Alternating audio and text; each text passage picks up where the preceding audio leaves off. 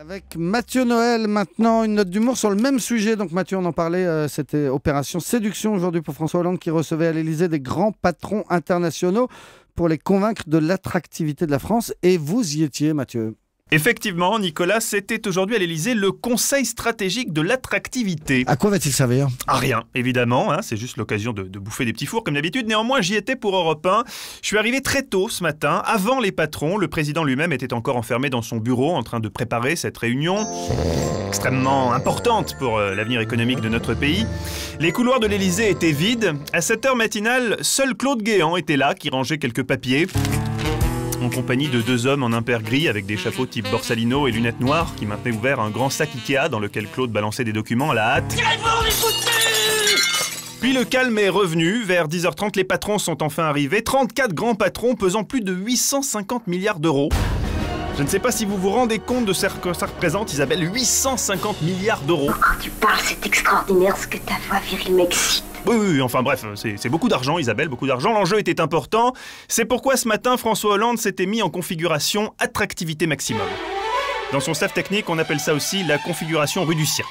Pas de choc à pic au réveil, à la place 3 cachets de Somatoline Express ventre plat, une chemise presque repassée, une cravate presque droite, un costume presque à sa taille, 3 gouttes de dracar noir dans le cou, and let the magic begin. Bonjour. Oui, à peine François Hollande avait-il pénétré dans la salle de réunion que déjà un frisson d'excitation, une envie folle d'investissement parcourait la foule des grands patrons. Alors vous me direz, tout ça est bien joli, mais dans un pays où la pression fiscale est trop forte, le coût du travail trop élevé, l'instabilité législative décourageante et le climat social tendu, qu'est-ce qui reste pour séduire les investisseurs? Rien. Non, pas rien, Nicolas. Il nous reste Renaud Lavillenie et les Daft Punk. Les conseillers économiques du président sont arrivés à la conclusion que c'était là-dessus qu'il fallait axer la réunion. Le perchiste, nouveau recordman du monde, devait d'ailleurs ponctuer la séance de travail d'un grand saut au-dessus de Jean-Marc Ayrault, Fleur Pellerin et Arnaud Montebourg, disposés en randonnion avec des fanions bleu-blanc-rouge. Hélas, était-ce la fatigue de son record du monde, une mauvaise appréciation de la trajectoire?